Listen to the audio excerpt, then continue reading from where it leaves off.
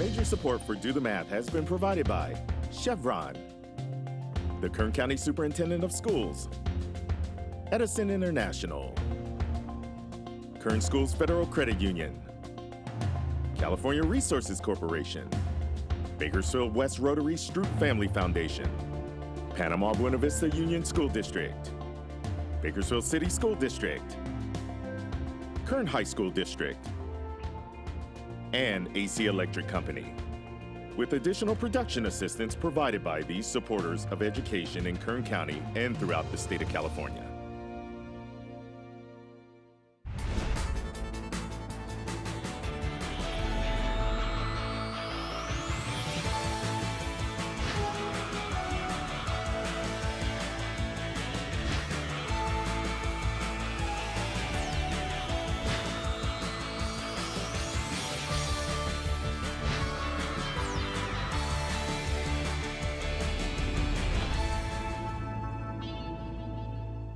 Well, good afternoon and welcome to Do the Math. I'm Michael. And I'm Scott. And in studio we have Haley. And Haley, if somebody wanted to get a hold of us to Do the Math, what would they need to do?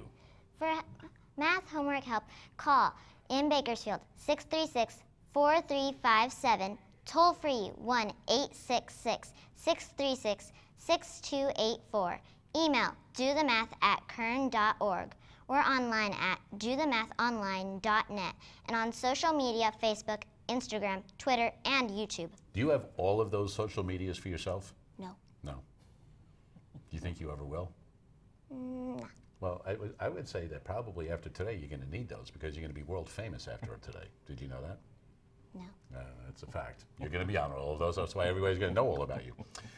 So that everybody will know more about you, why don't you let everybody know where you go to school and what grade you're in? I'm in the 6th grade and I go to Sandrini Elementary. And how long have you been at Sandrini? For 6 years. So you've been there the whole time? Mm-hmm. And you're a saint? Yes. That's because Sandrini is, not because I'm sure you're a saint, but Sandrini is home of the saints. Yes. And how is 6th grade going so far? Great. Kinda. Great, kinda? Yeah. What's so great about it then? What's one good thing about 6th grade? Other than you get to get out of school next year when you go to junior high. Can't keep. Oh, so have you been yet or are you going? I'm going. When are you going, do you know? Like maybe in March or May. Oh, good. So that's coming up. Yeah. So what have you heard about that? That it's fun and you get to enjoy nature. There you go. You know what else a lot of kids like over there? Food. Every kid that comes back says they love the food. You like to eat? Yeah. So do we. We like to eat too. But you know what? You're here to do a little bit of math. So I need you over to the board right now. And what we're going to do is, I know that for homework coming up this week, you're going to have some problems dealing with exponents. Yes. So you and Scott together are going to talk a little bit about just some of the basics of exponents, like what is an exponent, what are some of the different parts to look at, what's some vocabulary we need to know, just to set a base about exponents for the day. Gotcha. All right. So we'll start off. I'm going to give a big number, how about like 5, and give me another number that's not a 2, Haley. 3. 3, okay, so we're going to put the 3 up here. Okay, so we have some names for some of these numbers so that when we talk about them, you know exactly what we're doing, right? Can you circle the 5 for me real quick? Do you know what that's called in exponential terminology? What's the 5 called? The base number? It is the base, so right underneath that, right, base, B-A-S-E. So when we talk about the base, that's the number being multiplied, right? Mm-hmm. What about this number up here? What's this one called?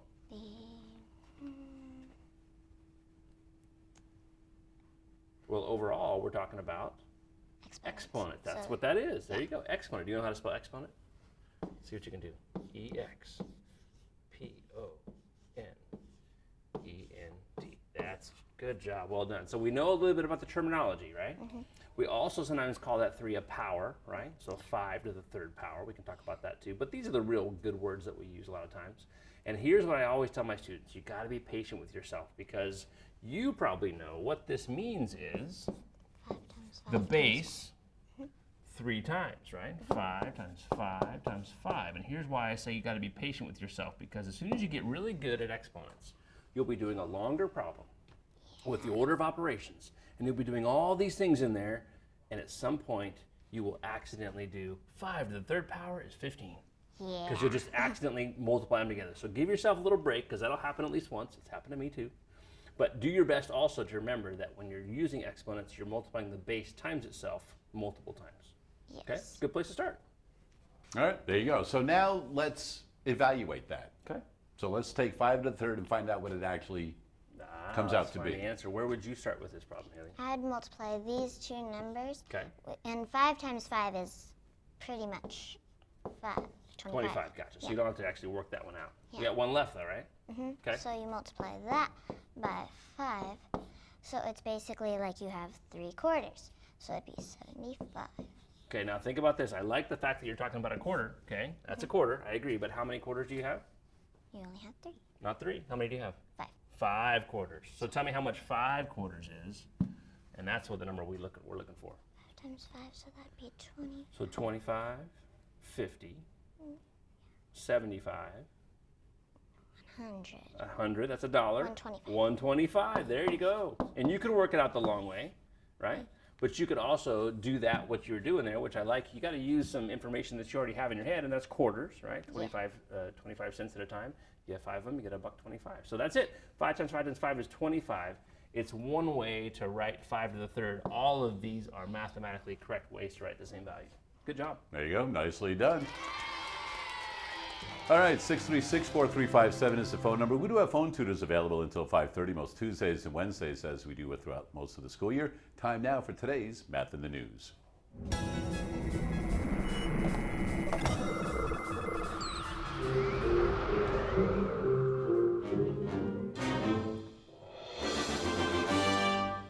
All right, today's Math in the News actually has to do with something that happened a couple of days ago.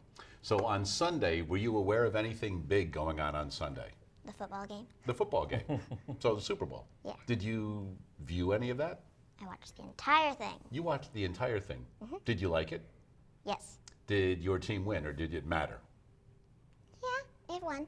Oh, so you wanted Kansas City to win? Yeah. Oh, good. So it came out for you in the end. Did you like watch all the commercials and the halftime show and all of that stuff? Yes, everything. So let's put it this way. So let's break it down into 3 parts: the commercials, the halftime show, and the game. Which was your favorite? The game. Okay, good. That's that way you probably should go watch it. You watch the game, right? Anyway, so Super Bowl 54. Are you familiar with Roman numerals and how they write those numbers for the Super Bowl? Kinda. A little bit, right? Because I know that sometimes they do it in some classes, but it's not a big thing until certain, whatever, with the Roman numerals. But anyway, here we go. So we have a little bit of Super Bowl 54 information right here. All right. So do you know what an abundant number is? Have you ever heard that before? No. Okay. You know what a positive number is? Yes. A negative number. Yes. Okay. A square number. That's has an exponent of 2. Right. Yeah. Right. So if you go 5 times 5, 25 is a square number. Yeah. Okay. An abundant number. So this is something for you new today. All right. Let's take a look at what an abundant number is. The sum of all its factors is greater than the number itself. So we're going to take the number 54. So think of some things, factors, numbers that go into 54. What are some numbers that go into 54 that you can think of? 6 and 9. Okay, 6 and 9, right? What else? Will 2 go into it? Yes. How do you know? Because it's a positive number, and Okay. 2 goes into positive numbers. Right. So do you know offhand what 54 divided by 2 is? 27. All right. Anything else that you can think of? 4 maybe? 4? Well, if you go 4 times 11, you're going to get 44. 48, 52. Yeah. 50, so that's not going to work. What about 3? You think 3 might? No? No. Well, let's take a look at some of the factors. So here we've got 1 times 54, right?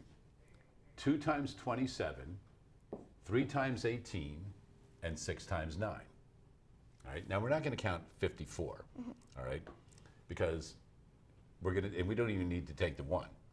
But if we take a look and we take all of those numbers that go into 54, not counting 54, they all add up to 66. And even if we took the 1 out, it would be 65, right? All of those numbers add up to more than what the number was. Does that make sense? Yeah. So that would be an abundant number. That would be an abundant number. So let's make sure you've got this, hotshot. All right? Over to the board. Erase what you've got up there. I would like for you to prove to me that 18 is an abundant number. Okay. Okay, Haley, what are some numbers that go into 18? 1 times 18. 18, okay. Yeah, I got that. That's a good place to start. And then 9 times 2. Good, 6 times 3. good. Is there anything else that goes into 18? Anything else? I don't think so. Okay, so don't use the 1 in 18. So let's Is see. 18 now an abundant number? Let's add those numbers together, see what happens. So these 2 are 11, and then these 2 are 9. And if you add those together, it would be 20. That's it. Is that more than 18? Yes. It is an abundant number. Yeah. There you go. There's Nicely proof. done. And that is today's Math in the News, dealing with Super Bowl 54 and seeing that 54 is an abundant number. Well, we do have phone tutors available until 5:30. We've got Haley in studio, but right now we have an opportunity to go visit the students at Stella Hills Elementary School with Devin. Hey, thanks a lot, Mike. We're here at Stella Hills Elementary School, home of the Eagles. It's a gorgeous winter day. Take that, rest of the country. And we're going to take advantage of this experience for some great outdoor learning and an application of ratio and proportions. We're with 6th graders here at Stella Hills today, and what we're going to be doing is we're going to be utilizing shadows, height, to find out a question that has puzzled many here for years. How tall is the post for that basketball hoop? Now, we don't have anything too large that we can measure up, or ladders or anything like that, but we can use, as they have for thousands of years, the power of shadows and ratio. So, what we have are groups of 3.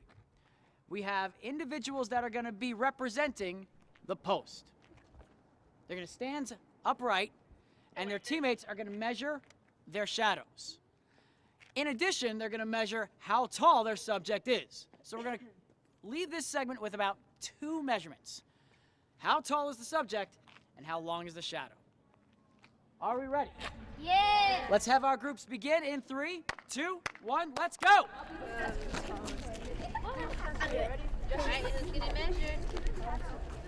So we have a wonderful 4 o'clock sun, which means as the days are relatively shorter here, we're going to have some longer shadows, which means we're going to have some interesting use of measurements here, since the only item that we've supplied our groups with is a ruler, 12 inches long.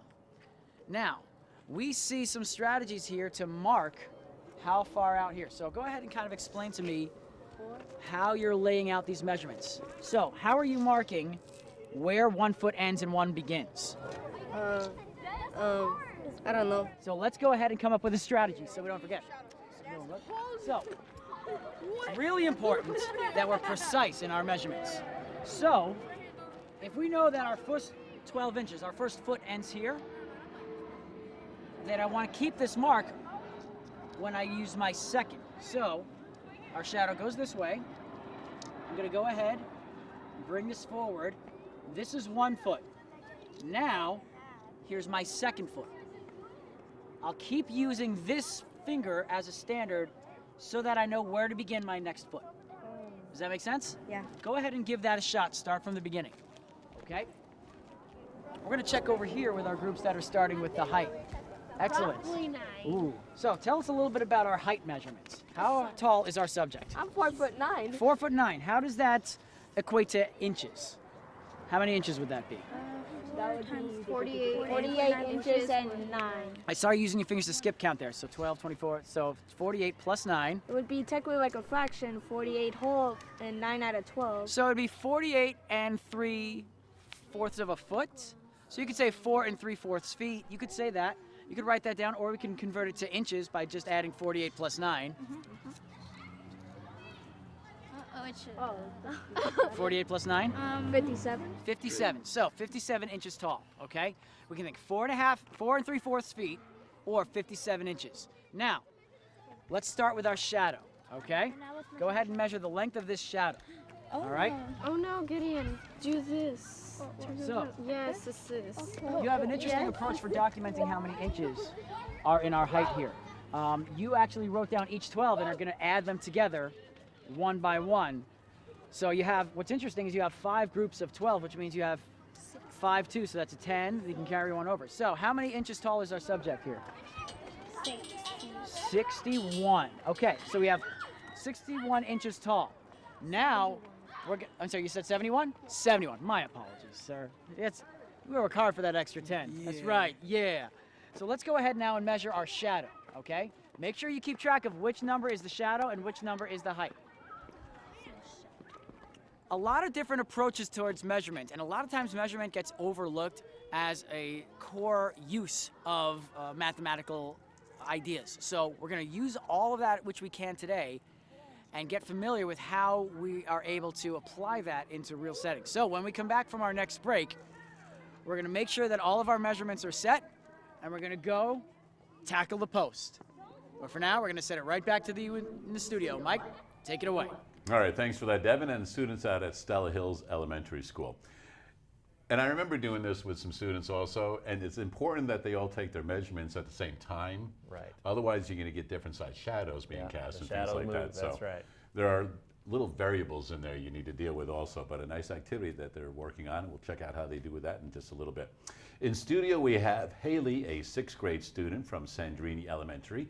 And on the phone right now, we have Elizabeth, a 6th grade student from Buena Vista. Elizabeth, how are you today? Good. And you're working on order of operations, correct? Yes. All right, go ahead and read the problem. I think Scott has it written on the board, the one you're working on, but let's just verify that that is the problem. Okay. It's parentheses -6 divided by parentheses -2 minus parentheses -10 close parentheses plus parentheses -4 close parentheses times parentheses -8 close parentheses minus open parentheses -9 close parentheses plus 7 close parentheses. Wow, why would somebody ever give you a problem like that? That seems like a mess, doesn't it? Yes. Well, we're going to help you through this. So, Scott, let's hear it. Okay, so where do you want to start on this problem? And one of the ways that I like to explain to my students about how to do something like this is don't worry about any of the numbers. Let's just figure out what is the order in which we're going to do the things that you see. So in the order of operations, what's the first thing you're supposed to do? The parentheses. Okay, so there's a lot of parentheses in this problem. Wow, a whole bunch of them, right? A whole bunch. Yeah. Now, some of the parentheses in this problem change the order of operations, and some of them just show us that we have a negative number, right? So when you look at the very first number, the -6, is that supposed to tell us about an operation or just show us it's negative? Just show us it's a negative. There you go. What about the -2? Just show us it's a negative. Gotcha. So we're going to kind of skip over these negative numbers, -10, -4, but then we come to, and you said it very well when you explained the problem, parentheses, right? We have this kind of bigger set of parentheses near the end of the problem, and it includes -8 and -9 and +7. So the very first thing you want to look at in this whole entire problem is the part that's in the parentheses that are surrounding the part of the problem that's going to change the order of operations. So we want to look kind of, if you can kind of follow along here, kind of at this part first, right? So that would be -8 minus -9 plus 7. So within that parentheses then, what is the first thing you think we will do? The addition. You could do the addition first, that's right, but addition and subtraction are kind of like opposites of each other, but they're also pairs. And if we have both of them in a problem, wait. addition and subtraction, which one do? Do you remember the rule about that? To do subtraction first. Well, there actually isn't a rule about which one to do first. The rule is it's whichever one you see first. So here we go, going left to right, okay? Moving left to right. We have a -8, and then what's the sign? What? -8, and then what's right after -8? Minus -9. There you go. So the minus is the first thing you see. So I'm just going to put a little 1 above there. And then the next sign that you see after that is a positive or a plus, right? And I'm going to put a 2 there. So the first thing we'll do in this whole entire problem is the minus and then the addition inside the parentheses. Now let's go way back to the beginning of the problem, okay? way back to the beginning. We know we're going to do those first, but we want to still see the order of things. Go back to the beginning here and tell me, what do you think we will do next that's outside of the parentheses? Multiply. Multiply or divide. Now remember how addition and subtraction were kind of like buddies, whichever one you see first? Multiply and divide are also buddies. So which one do you see first from the beginning of the problem, multiply or divide? Divide. Divide, that's the next thing we're going to do. So that's the third thing we'll do. And then keep on going in the problem. Do you see a multiplication or division? No. Keep on going. Right before the parentheses? No. What's the sign right before the parentheses? Before the end part that we already took care of, right before the -8. Oh, a multiplication. There you go. There's the fourth thing we'll do, okay? Now again, we're going to go back to the beginning of the problem, and we're going to look for anything else, an addition or subtraction sign that's left over. So go back to the beginning. We got -6 divided by -2. We already took care of that. What's next after the -2? Subtraction. There you go. There's the fifth thing we'll do. And what's the last thing we'll do in this problem? The multiplication. We already did that one. We already had a 4 on that one. Addition. Addition, that's it. So if you can see on your screen, if you're watching along with us, all I've done now, I haven't done any math, but I put in order the way that we're going to do this problem, how we're going to go about it. And it always takes a little bit more paper, but I think it's such a good idea to do this and only do one step at a time so you don't get confused. So here's the deal. I'm going to write the next line here. The next line of this problem, we're not going to touch the -6. We're not going to touch the -2. We're not going to touch the -10. We're not going to touch the -4. But we are going to do the very first thing that we said we were going to do. What's -8 minus -9? What do you do with that part of the problem? You would make it addition. Good for you. What part becomes addition? The subtraction. Yeah, that part right there, the minus, right? So we're basically what we have is -8 plus 9. So what's the result there? -17. Almost. Think again. We got to do. We got a plus sign now. -8 plus 9. Oh, 1.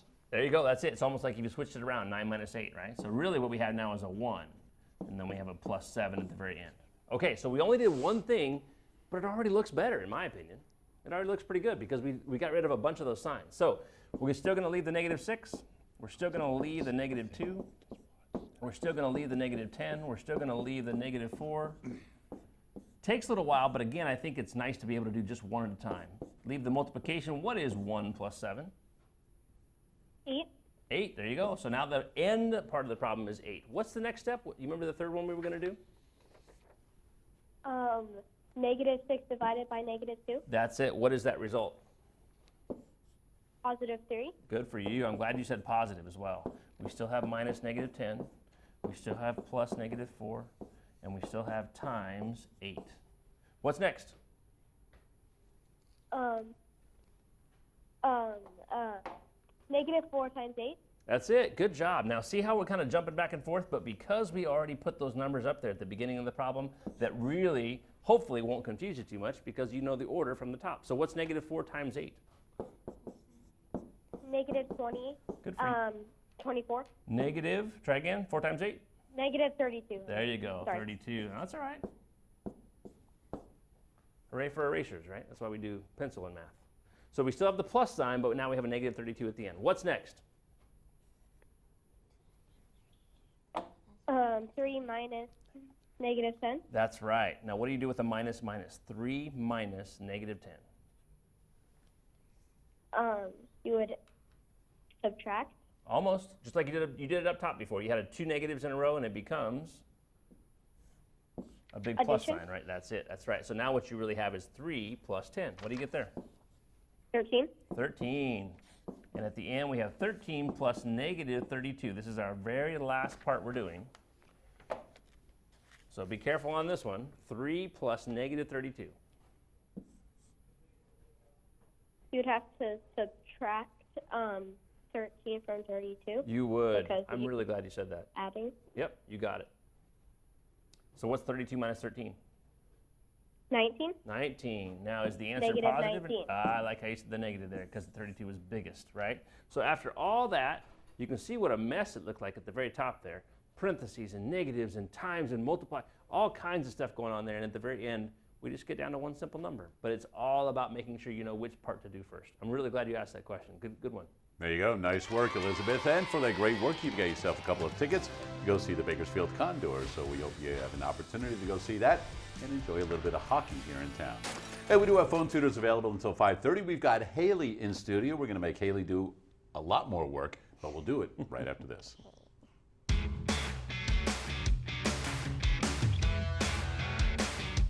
Today we're at Blake School, and we're here to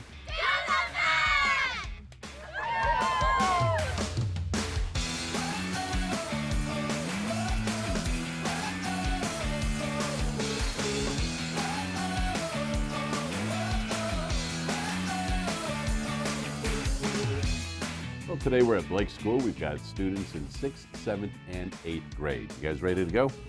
Yeah. All right. So the first thing is we're going to talk about place value. Now you guys know about place value already, right? What can you tell me about place value? Do you know any of the place value names? There's ones, tens, hundreds. Right, there's ones, tens, hundreds, thousands, 10,000, stuff like that, right? What about the other side of the decimal? Tenths, hundredths, thousands. Right. So that TH at the end of that, right? Tenths, right? Because you're talking about a fractional part of a whole number, okay? So take a look at the paper you guys have in front of you. And there's a number that is underlined in each of those, all right? So what it says is, in what place is the underlined digit? All right, so look at the first one. We have 276,753. Obviously, what is the number that is underlined? 7. And what place value is that? 700. It's in the hundreds. All right. So just take a look real quick and see if you can identify the place values for all of these. All right. Should take you about 10 seconds, right? So you don't have to actually write down what they are. As long as you look at it, you go, the 7, that's hundreds. The 1, what's in that? The 1 underneath it? That's in hundreds, right? Okay. So let's go to the very bottom one on the left-hand side. All right, so can you read that number? 428,137. Okay, and what number's underlined? 7. And what place value is that? Ones. The ones, right? So here's what we're gonna do. You're gonna roll the die one time, okay? Each of you is gonna roll it. We're gonna make one large number, okay? So whenever you roll it, you're going to write down that number, and then the next person rolls it, we're going to write the number right next to it, okay? And then the next person rolls it, we're going to write that number. You guys got the idea? So you're all going to have the same number written down at the end of doing this. Now, if there are 6 of you,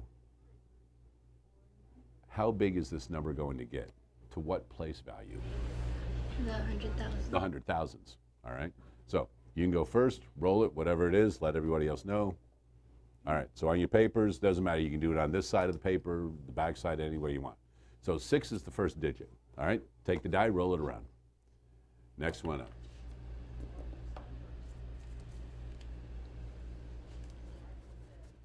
Just go ahead and pass it down.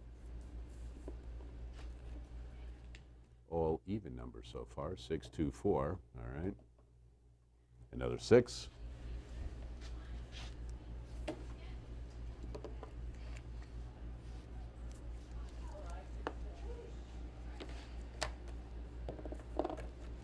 And ends with a 2. So, what is the number?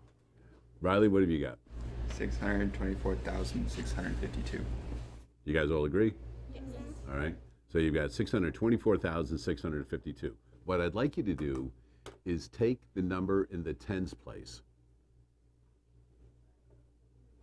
and round that number to the nearest tens. So take that whole number you had, 624,000, whatever it was, and round it to the nearest tens.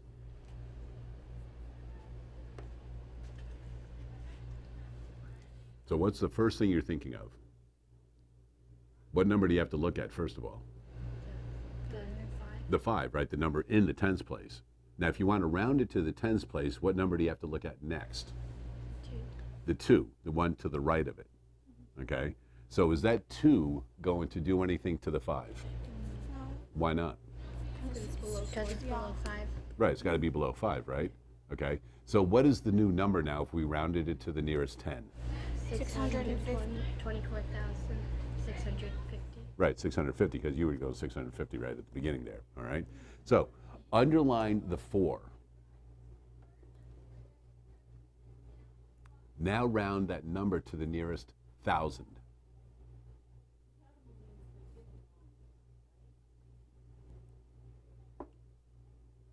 So you want to take that whole number, 624,658, whatever we had, or 52, right, and round it to the nearest 1,000.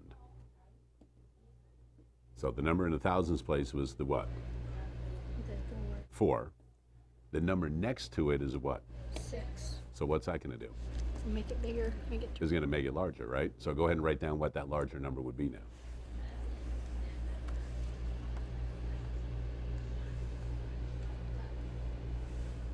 So instead of 624,000, it's going to be what? 625,000. Remember, everything else becomes zeros at the end of that, right? Because you're rounding. And that's the first step with the students at Blake School.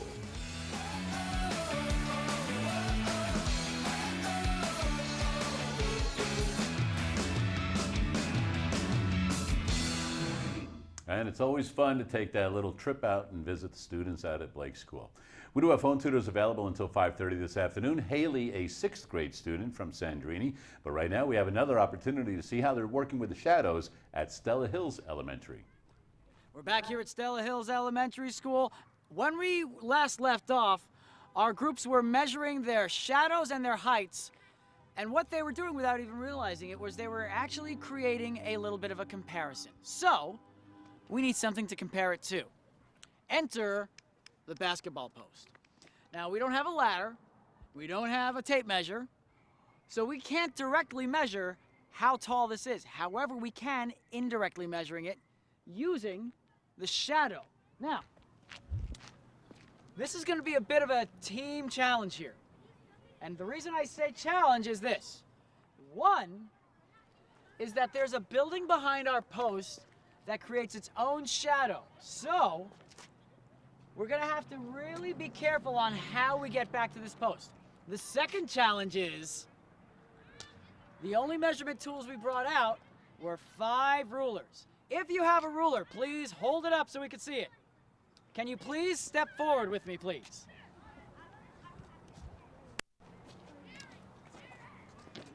Let's get everybody's names. Evelyn. Evelyn? Nevea? Matthias. Matthias? Sol. Sol? Larry. Larry.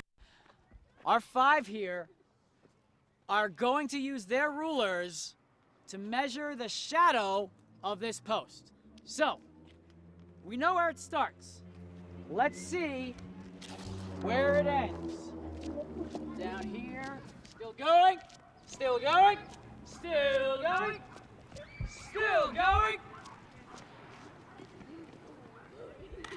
Our team's task is to measure the length of this shadow using just their rulers.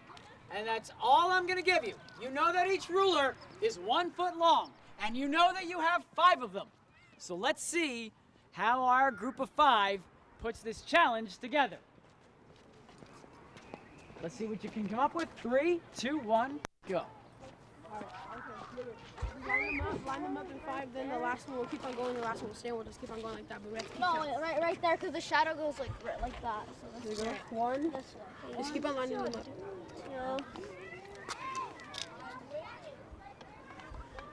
So our group of 5 is lining up their rulers to create one 5-foot standard. And I believe after they line them all up, they're going to mark off the end and then start anew. So they're going to count how many sets of 5 along the way. It might be helpful if you mark off where that 5 ended, so you can just continue to add on at the end there. We could use a pencil, that way you can leave it there and then walk away from it. That way you have that mark. Excellent use of the tools around you to mark off. Now you can bring those 3 up ahead and you can pick them up and not worry about losing your place. Excellent use of tools there.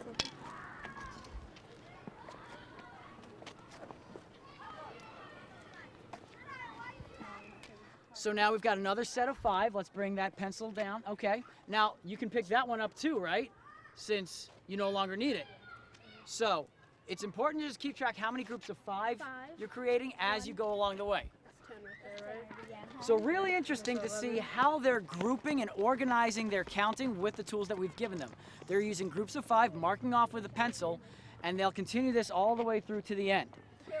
We'll go ahead and watch their progress on this. When we come back, we're gonna head back into the classroom and see how to use this information in order to calculate this using just the shadows. We're gonna find out how tall that post is in our final segment. But for now, we're gonna send it back to the studio. Mike, take it away. All right, we'll let the kids keep on calculating right there, working in groups of 5-foot areas right there. You ready to get back to work, young lady? I guess. What do you mean you guess? You are ready. Here we go. So this is one of your homework problems, similar to the one that Elizabeth phoned in with. So, explain away. So I think that we have to get rid of the parentheses first. Gotcha. So we have one set of parentheses here in the front, and we kind of have another set of parentheses here in the back, right? Yes. Let's work on this first parentheses. Which part of this problem are you going to do first? Don't do the problem yet, but which part will you do first? This part first. So then we have a division, right? But then we have another set of parentheses inside, right? So this big set of parentheses is good. In fact, I'll circle that whole thing for you. We have to do this part first in the whole entire problem. I agree with that. But then within that set of parentheses, we have another set of parentheses. So we have to do that one first, right? We have to do this one. That's right. There's the first thing we do. And then after that, what will we do after we get that answer? Then we can do this part. Good. Okay, let's come over here now. Inside this set of parentheses, what are we going to do next? Good. So there's the third thing we'll do, and then that part, and then the fourth thing, and then over here is the fifth thing, right? And what's the very last thing we'll do at the very end of the problem? We'll combine them all together. How do we combine them? What's the sign in the middle? We multiply. That's it. That's the last thing we'll do. Okay, here we go. First things first. So we have to make this as 1. Good. So I think, don't we have to change the sign in the middle? Yes, good idea. So we have a minus minus, it becomes A positive. a plus. So this big old thing right here, it becomes a plus, that's right. So it's -3 now, plus Negative. 4. Not -4, right? This whole thing becomes a plus like that. -3 plus 4, what's that? So it'd be 1. That's it, good. So we have 5 divided by 1. 1. So it'd be 5. That's it. So that comes together, and it's just 5. Good, we've done this set of parentheses now, right? We have that part. All right, let's move over here. The next thing we'll do is this part. -10 plus -8. So that would be, since it already has a sign for us, we can nicely combine it together. Yeah. Which would be 18, -18. -18. Can you write that down? Good. And then we're going to keep on going, but we have to keep this -18. So -18 plus -2 is our next problem. That was what we said we're going to do next. But we have to change the sign. Not yet. We're not doing that part yet. Hold on. We'll get there. We will get there, I promise. But we're going to do, see how I put a 4 here? That's the fourth thing we'll do. So we have to do this result plus -2. So let's put those together next. So isn't it going to be -20? -20, yeah, because they're the same sign. And then we do minus 9. Oops. Minus 9. -20 minus -9. But we have to change the sign. That's where the plus comes in. Good for you. Yep. And then it's going to be -11. How did you know it was negative, by the way? Because you keep the bigger number with the sign. Keep the sign of the biggest number. Good job. I think that's a really good rule to stick by. Okay, so we have this number over here in this set of parentheses. And we have this number over here in this set of parentheses. What are we supposed to do at the end? We're supposed to multiply. Okay, let's do it. So it's 5 times -11 Good. equals negative 55 How'd you know it was negative? because of the sign. Oh, because, this one doesn't have a negative on it. How do you know +5 times -11 is -55? Because a positive times a negative is always a negative. Aha, yeah. You're even confusing yourself sometimes, huh? Yeah. And a positive times a positive is a positive. And a negative times a negative is? A positive. Positive. But we don't have 2 positives or 2 negatives. We have 1 of each. And that Yes. gives us a negative answer. Yes. Good job. So this big old mess again came down to one final number. Yes. Nice work on that, Haley. I'm impressed. Well done. Excellent work. -55 is that answer. And for your great work on that, you've got a free meal courtesy of our friends at Chick-fil-A. So congratulations on that. So you feel a little more comfortable with the order of operations? Yeah. to doing some lengthy problems like that? Yes. All right, good. So erase the board. I've got some new and improved problems for you. As soon as you get comfortable. So gotta at the throw it out a beginning of little the program, we were talking a little bit about exponents, Yes. with the base and the exponent and how you can evaluate it and things like that. Yes. So we're going to do a couple of different types of problems. So the first one, in parentheses, -3. And we will now cube that outside the parentheses. So take it away, young lady. So because the exponent is outside of the parentheses, I think it's going to be a positive number. Could possibly be. And Could also be a negative. We'll have to find out. Huh? yeah. Can you write this out without doing any math at all? What does this mean?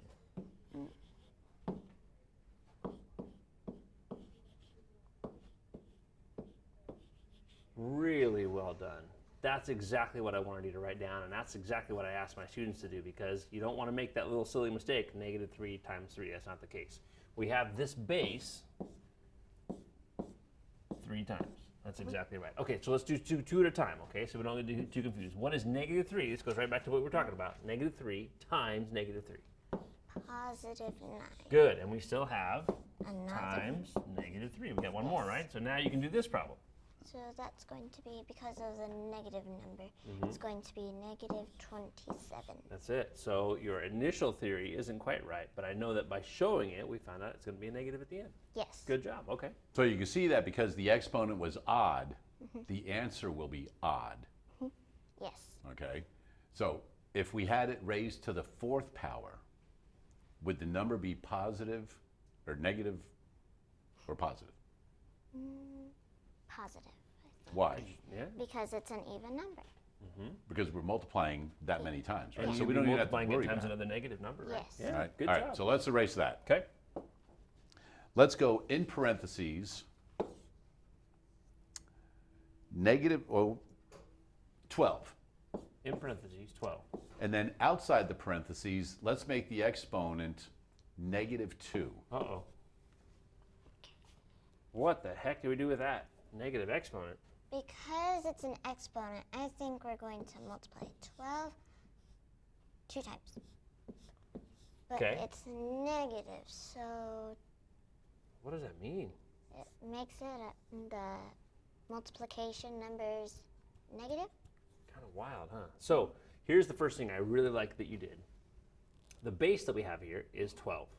And 12, is it a positive or negative number? It's a positive It's number. positive. And so you wrote 2 positive numbers here. Yes. That's great. That's exactly what we want to have happen. Okay? And then you know you have to write it twice because it says 2.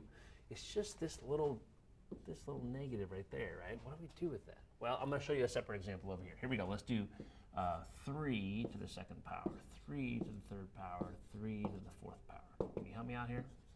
3 to the 1. What's 3 to the 1st power? 3. 3, and then what? 9. And what's 9 times 3? 9 times 3 is 27. Good. And 27 times 3? 27 times 3 It's a big one, huh? I'm going to give you a hint. It's 81. Okay, so the reason I'm showing you this is because we can go both ways on this little chart that I'm making here, okay? If you go up, this is times 3, right? And this is times 3. And this is times 3. What do you think happens when you go down? It's divided by Divided by 3. I like what you said there, right? So 27 divided by 3 is 9. 9 divided by 3 is 3. Yeah, divided by 3. What's 3 divided by 3? 1. So that's how you know that 3 to the 0 power is 1. Not 0, it's 1. Now here's the real good question.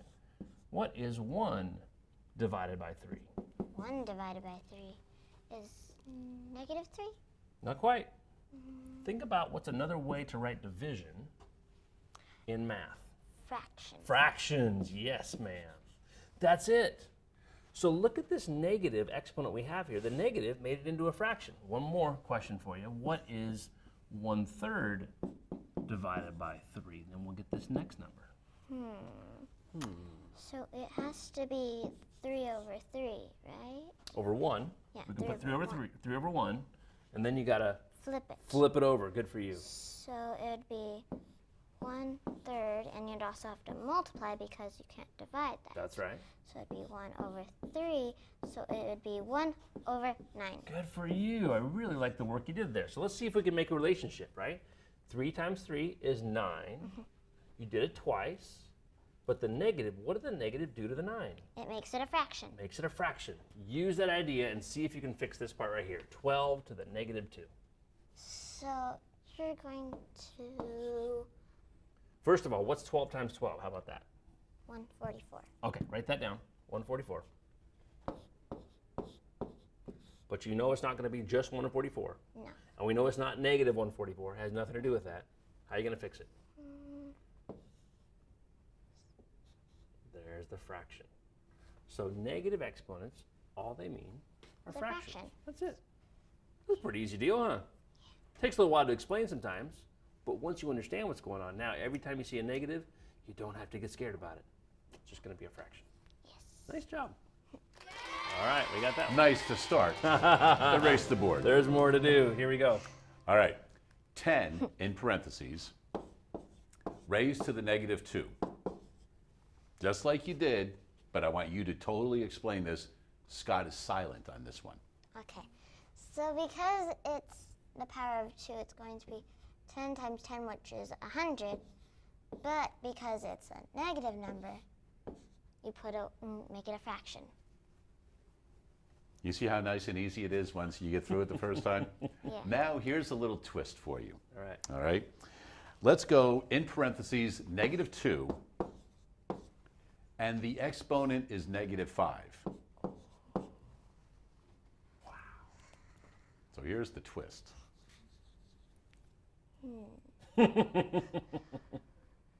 So I'm thinking it's going to be a positive number because they're both negative numbers, and a negative times a negative is a positive. So it would be -2 times -2 times -2 times -2 times.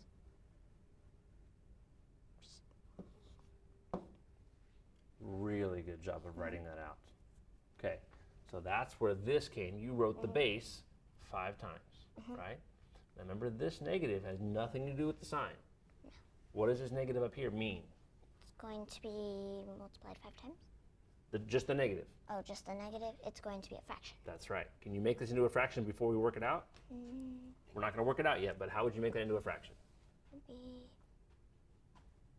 Where does the 1 go with all these numbers here? 1 goes up. That's it. So there's what we want to work out, right? It's going to be a 1 on top, and then we'll work out all this bottom stuff and make it into just a number. Now, I don't know whether it's going to be positive or negative. You want to take a guess before we figure it out? Positive? Yeah, positive or negative, one or the other. We'll find out. Okay, here we go. 2 at a time. What's -2 times -2? That would be positive 4. I like how you wrote the positive. Good job. What is positive 4 times -2? It's going to be -8. Good. What is -8 times -2? Positive 16. Good. It's going to be negative. Oh, you found it. That's right. It's an going to be negative. Odd number. It's an odd number. There you So go. it's going to be 32 negative. Good. Can you write in this circle here then our final answer so we're not confused about all this craziness that just happened? What is the actual final answer? It'd be a fraction. Yes. 1 over -32. Would it matter if the negative was in front of the fraction? Is that okay to put it there? Yes. Is it okay to put that negative on top of the fraction? No, because then it'd just be a It would be a -1, right? But in the problem that you did and the answer that you gave, you said it was just on the 32. Yeah, so And it'd that's be okay. wrong. So you can put it here. No, it's fine. Here is okay. In the middle of the whole fraction is okay. Even on the top is okay. As long as you have one negative sign and it goes to the whole fraction, it can be on top, middle, or bottom. But that answer is correct. Really well done. Excellent work, even with the twist right there. Okay. Erase the board. I've got one final problem for right. you. Okay. On the left-hand side, I would like you to write 4 squared. Haley, on your side of the board, write 2 to the 4th power. Now, you're familiar with greater than, less than, or equal. Yes. Looking quickly at these, do you think 4 squared is greater than, less than, or equal to 2 to the 4th? Equal to. Why? Because they have the same numbers. Prove it to me. So that'd be 2 times 2 times 2 times 2, and then 4 times 2. Wait, no, 4. Good catch. 4. So that'd be 16.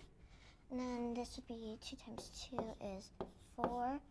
2 times 2 is 4 times 4 times 4 is 16. So it came out to be equal. Yes. And you said it was because they both have a 2 and a 4 in them. Yes. Okay, erase the board. Scott, 2 to the 3rd power. Haley, 3 to the 2nd power. 2 to the 3rd greater than, less than, or equal? Equal to. Prove it. So it would be 3 times 3, and then that would be 2 times 2 times 2. So this one would be 9. And this one would be 6 times 2. Wait, no. What's 2 times 2? Wait, no, that's 4. There you go. 4 times 2 equals 8. Oh, what happened? It doesn't have the same amount of numbers. Doesn't have the same amount of numbers. So it really doesn't matter what those numbers are, doesn't it? Yeah. It matters whether they are the base or the exponent. Yes. Right, so I wanted you to see that, all right, that sometimes you might get it where 2 to the 4th and 4 squared, you're working with the same digits in different places. Those turned out to be equal. This, we flipped them, but they're not equal. Right. So it's not always going to work out like that, all right? Erase the board. We're going to do a little multiplying now, all right? So let's go 5 squared times 5 cubed. So Scott, I think you might have to explain a little bit about what we're going to do with the exponents now. But let's hear your idea first. I think we have to make the exponents actual numbers without exponents and then multiply them together. Gotcha. I think that's a really good idea. And maybe even less work than that. If you can just show me how you normally do it, which is a wonderful technique, just draw those out. What is 5 to the 2nd power if you expand it out? Make it bigger. Make it bigger. Yeah, so in other words, what does 5 to the 2nd power mean? It'd be 5 times 5. Write that down, please. Okay, what about 5 to the 3rd power? What does that mean? 5 times 5 And times you've 5. got about 20 seconds, which Gotcha. should be enough time to do this. What goes in the middle here? In the middle, Right there? times Gotcha. Can you write this new problem in an exponent without actually working it out? without actually working. Yeah. What's the base? So it'd be 5 times 5. Just 5, right? Five. Just 5. How many of them do you have? Add them 2. up. 1, 2, 3, 4, 5. 5. There Look you at go. that. So we put them together, and you get 5 to the 5th. And you can see that by drawing them out. Yes. Good job. And we'll do another one of those. But for that great work with exponents right now, you've got yourself a meal courtesy of our friends at Grillin' Burger. So congratulations on that. We'll do a little more work with Haley, but we have one last opportunity to see how they're doing with those sections of 5 over at Stella Hills Elementary. Hey, thanks a lot, Mike. We're back inside here at Stella Hills Elementary School. The main measurement has taken place. The big reveal is coming, and we're going to demonstrate how we can figure out the height of that basketball post with this measurement that was done. Now, as that was being done, we came back in here, and we collected a set of measurements from our group. On top was the height of our person, and beneath that was the length of their shadow. So, we had one group where our subject, who's the subject for this group? 17, let him stand up here. Let's see what this looks like here. This is a 73-inch tall man, ladies and gentlemen, right here. Take a look, everybody in Bakersfield. 6'1" was the measurement, 73 inches. Now, the shadow for our friend here was 264 inches long. We had another measurement taken. Who's our friend here that we measured for this one? Go ahead and have us, go ahead and stand up for us, please. 57 inches, and his shadow was about 300. Now, there may be some variances because of the shifting of the sun, but you can tell the relationship is somewhat similar here, okay? So, we asked a group of 5 to use just these 5-foot-long rulers to measure the length of the shadow of that basketball post. So where's Larry? Larry has our final tally first. Larry, how tall was that shadow? 82.8.5 inches in feet. 82 feet and 8.5 inches. Wow. So we have to figure out how many inches are in 82 feet and then add 8.5 inches to that. So 82 times 12, we're just going to do standard algorithm for the sake of time. 4. And we're going to go ahead and just continue to multiply with that. That's 16. And then we're multiplying by 1 in the tens place here. That will be 82. Let's add that together. 984 inches, plus we have that 8.5 still. So 12 down there. We have a 9. You guys measured nearly 1,000 inches of shadow outside. That is an enormous number. Now, what do we do with that number? Let's go back to our measurement here. We know that the shadows have a relationship with each other, which means that the heights have a relationship. So what we need to do is figure out the relationship between these measurements. So how do we figure out what we multiply 264 by to get to 992? We can reverse that. If we know that 264 times something equals this, then we know that 992.5 divided by this equals 264, and reverse that. So reverse quick calculation here. Let's figure out that process very easily, very quickly, using the tools that we have access to. Every single person, no matter what their job is. Yes, you will have access to a calculator in the job. 992.5 divided by 264.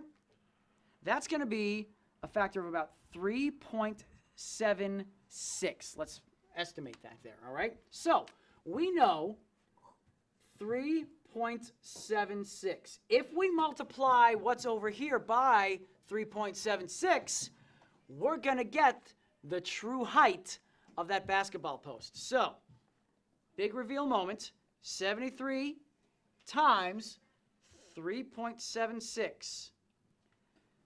274. Now, this is an approximation here. We're close, but we're close enough for it to matter. About 274.5 inches.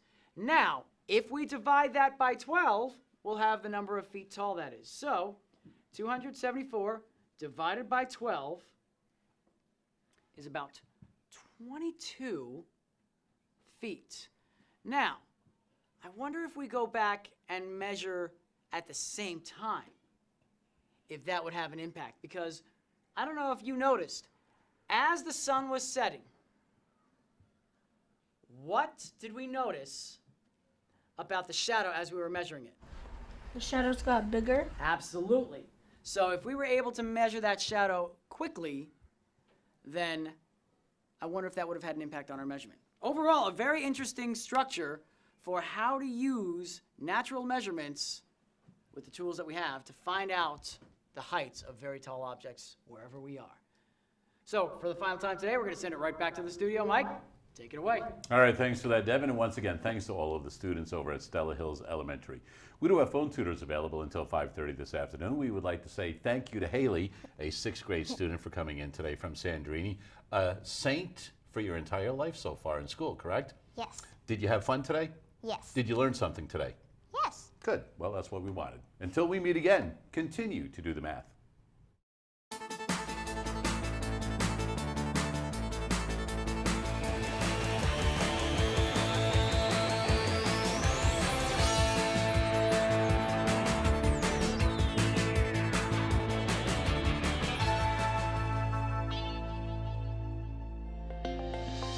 Major support for Do the Math has been provided by Chevron, the Kern County Superintendent of Schools, Edison International, Kern Schools Federal Credit Union, California Resources Corporation, Bakersfield West Rotary Stroop Family Foundation, Panama Buena Vista Union School District, Bakersfield City School District, Kern High School District, and AC Electric Company.